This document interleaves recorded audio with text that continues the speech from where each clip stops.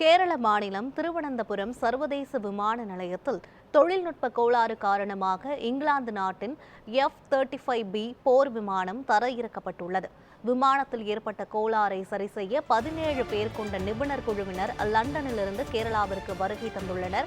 இதுகுறித்த கூடுதல் விவரங்களை எமது செய்தியாளர் ரமேஷ்குமார் வழங்க கேட்கலாம். ரமேஷ்குமார், இது தொடர்பான முழு விவரங்கள் என்ன பதிவு பண்ணுங்க. யுவராணி, கேரளா கடல் பகுதியிலிருந்து 100 நாட்டிக்கல் தொலைவில் ஆழ்கடலில் கடந்த மாதம் 14ஆம் தேதி இங்கிலாந்து நாட்டு கடற்படையின் கப்பலான பிரின்ஸ் ஆஃப் வேல்ஸ் விமானம் தாங்கி கப்பல் என்பது போர் பயிற்சியில் ஈடுபட்டுக் கொண்டிருந்தன.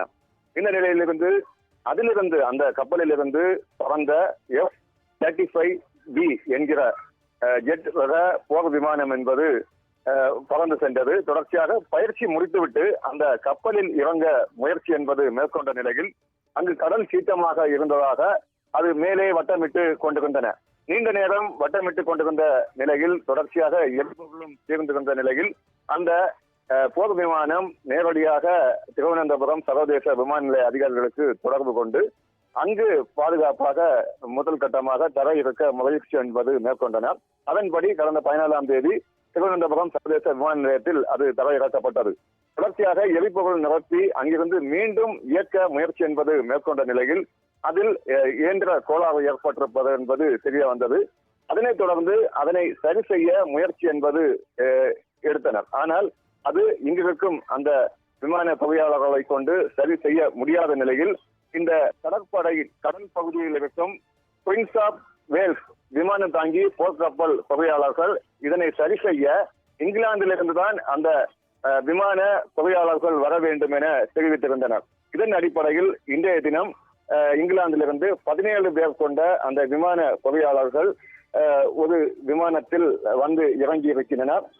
UK Royal air force Airbus M400 atlas என்ற விமான மூலம் அவர்கள் வருகை தந்திருக்கின்றனர். இவர்கள் முதல் கட்டமாக அங்கு நிறுத்தி வைக்கப்பட்டிருக்கும் F-35B ரக ஜெட் போர் விமானத்தை டேங்கர் முறைக்கு அது செயல்படுத்த முயற்சி என்பது மேற்கொண்டு வருகின்றனர். காரணம், இந்த விமானத்தை நிறுத்தப்பட்ட பிறகு அங்கு வெளிநாடுகளில் இருந்து வருகின்றனர் என்பது அந்த பகுதிகளில் நிறுத்த முடியாத ஒரு நிலைக்கு என்பது தள்ளப்பட்டிருக்கின்றன. எனவே மற்ற விமானங்கள் வந்து செல்ல ஏதுவாக இந்த F-35B ரக விமானத்தை மாற்று பகுதிக்கு கொண்டு செல்லப்படுகின்றனர். அதன் பிறகு அந்த தொழில்நுட்ப கோளாறை சரி செய்ய முயற்சி என்பது மேற்கொள்கின்றனர். ஆனால் இதிலும் சரி செய்ய முடியாத ஒரு நிலை ஏற்படும் பட்சத்தில் உடனே அந்த F-35B ஜெட் ரக போர் விமானத்தின் சிறகுகள் அதே போன்று பாகங்களை தனித்தனியாக பிரித்து மீண்டும் இங்கிலாந்திலிருந்து மற்றொரு விமானம் என்பது வரவழைக்கப்பட்டு அதில் கொண்டு செல்லவும் ஒரு முயற்சி என்பது மேற்கொண்டு வருகின்றனர். முதல் கட்டமாக தற்பொழுது இங்கு நிறுத்தி வைக்கப்பட்டிருக்கும் போர் விமானத்தை டேங்கர் முறையில் அதை நிறுத்த முயற்சி என்பது மேற்கொண்டு வருகின்றனர்.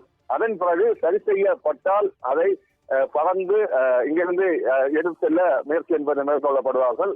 இல்லாத நிலையில் அதை சிறகுகள் தனி, அதே போன்று ஒவ்வொரு பார்ட்ஸுகளாக தனித்தனியாக பிரித்து அங்கிருந்து மீண்டும் வரவழைக்கப்படும் அந்த போர் விமானம் மூலம் அனைத்தையும் அதில் ஏற்றி கொண்டு செல்ல ஒரு முயற்சியும் எடுக்கப்பட்டு வருகின்றன.